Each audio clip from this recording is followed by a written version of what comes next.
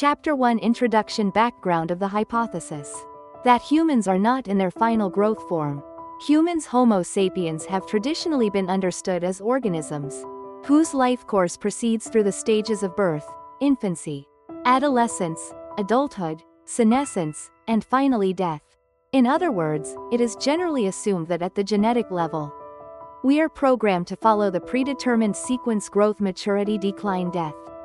However, by analogy with insects such as butterflies or cicadas, or with certain marine organisms whose juvenile and adult morphologies differ radically, and which reach a final form only after molting or metamorphosis, a bold hypothesis has occasionally been proposed that our current human form may itself be merely a juvenile or submature stage, and that we are originally intended to undergo a further metamorphosis into a true final growth form.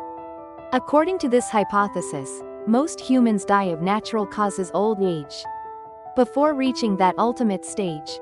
But a very small number of individuals may complete this metamorphosis, transcending to a dramatically different dimension or form, beings remembered in tradition as angels or aliens. Some proponents even note that the number of those who evolve into these fully mature forms might coincide with the symbolic count of those saved in the book of Revelation in the Bible. In this paper, we will examine this hypothesis, then speculate on what form or qualities humans might possess upon reaching their supposed final growth form. We will also explore why such a truth, if it exists, has not been publicly acknowledged, considering perspectives from mythology, religious imagery, spiritual movements, and natural science. Chapter 2 Metamorphosis from juvenile to adult, analogies in other organisms. 2.1 Classic metamorphosis in butterflies and cicadas. Insects, especially butterflies and cicadas, are prime examples of organisms whose larval and adult stages differ dramatically. A butterfly progresses through egg, larva, caterpillar, pupa, chrysalis, adult, winged butterfly. And once it becomes an adult, it adopts an entirely different lifestyle. Cicadas spend years underground as nymphs, before emerging, molting, and living briefly above ground as winged adults. These processes, known as complete metamorphosis, show that the juvenile form is really a preparatory phase for the adult. If we apply this model to humans, it suggests our present form may be akin to a larval stage destined to molt or metamorphose at some point, or under certain conditions, into beings that traditions call angels or transcendent entities. 2.2 Marine larva and settlement metamorphosis. Many marine animals, jellyfish, corals, and other echinoderms also undergo radical morphological change between larval and adult stages. For example, some jellyfish species alternate between a sessile polyp stage and a free-swimming medusa stage. Sea lilies, crinoids, and other echinoderms begin life as free drifting larvae before settling on the ocean floor as adults. These examples illustrate that an organism's appearance, habitat, and lifestyle can shift dramatically during development. If humans likewise possess a latent stage of metamorphosis, one in which both bodily abilities and consciousness shift radically, then our current self-awareness and social existence might be nothing more than a preparation phase. 2.3 Complete metamorphosis is rare in warm-blooded animals. In mammals and birds, warm-blooded vertebrates, we do not observe complete metamorphosis. Growth involves continuous development of the same basic body plan, limbs, organs, and so forth, rather than a switch to a wholly different form. From a standard evolutionary biology perspective, the notion of humans undergoing a metamorphic leap into a new body form is implausible.